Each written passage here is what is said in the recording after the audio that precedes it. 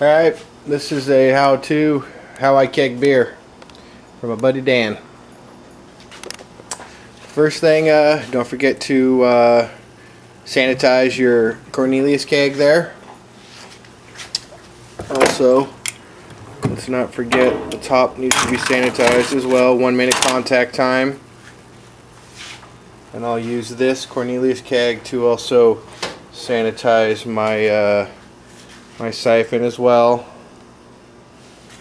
That's already cleaned up. Here's my fermented ale, it's ready to go. Been sitting for about 2 weeks.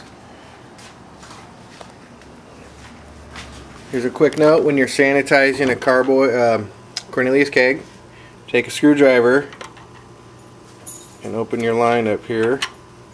You're in and you're out. That will allow the solution to get up in there. Same thing when you empty it. Don't forget to drain this by pushing that in once it's empty.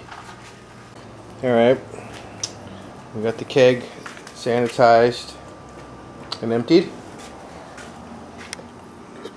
Pop the top of our carboy.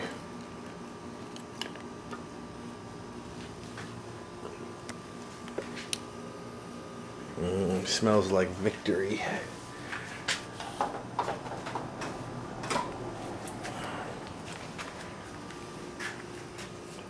And to insert our hose from our siphon in there, and drop this end to the carboy, making sure it doesn't go all the way down into the bottom there, which is known as trube. So I have it sitting kind of high. Now we can push it down once I get the seal on. That goes in there. Push it down to about here. I can see it right about there. Let's get this end into the keg. Pretty straightforward. Take our breathalyzer, throw that on there. Like so. And that's pretty much it. Once this is sealed on here, got your breathalyzer on there, this end into the keg, just blow.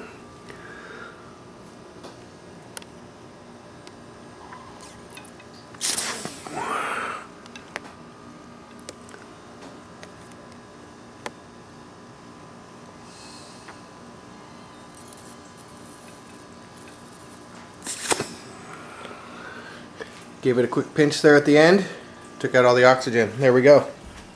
It's siphoning. That's pretty much it. You're going to watch it. I usually hold it out here so that I can see it. It's hard to see in these dark ales. And I'll try to keep it an inch or so off the tube. And as it begins to siphon, I'll just tilt it to get as much out of there as I can until the end. Alright, I've got everything siphoned out of here. Any little sediment that you have here in the keg, which I certainly suck some up, will come out in your first glass of beer after it's been sitting. So don't worry too much about any of this stuff getting into the keg. Next we're going to put the top on, which was also sanitized. It's just hanging here. Just like so.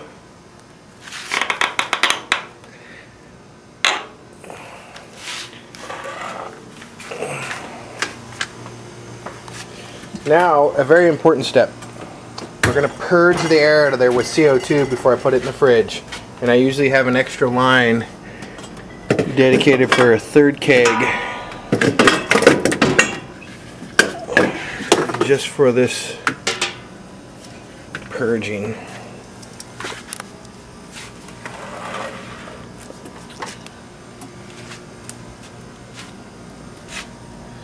Go right into our in port. This is fairly straightforward. Drop that in there.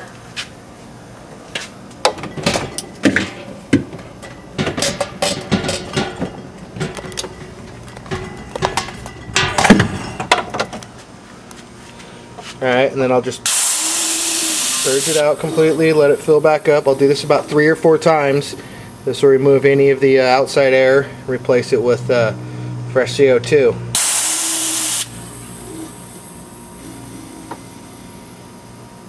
Otherwise we'll get red oxidation on the beer and give it a little bit of an off flavor.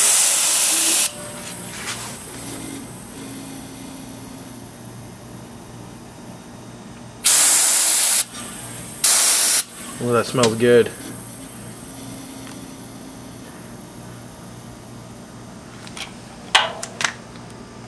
Alright, we're good. Remove this.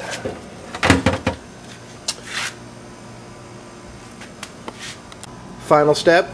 I got it in my my kegerator, my fridge. Since I already have both of my tap lines hooked up to 2 other kegs for now, I'm just going to hook this up to CO2 and just let this carbonate for about a week. I've already got all my my regular and everything dialed into the carbonation that I like, and I've set up the head pressure for everything that I want, and I keep it at 38 degrees. But when you're ready to hook it up, just hook your line in, your line out, right to your line out in the keg, and you can pull your first beer off there. It won't be carbonated, but you can use it to get a final gravity reading as well, and you can taste it. Alright, well, good night there, ladies. Shut you down. I'd like to give a big thanks to my my helper today. It's a Farmhouse Ale. Pretty tasty on a 90-degree day in the garage. Talk to you later.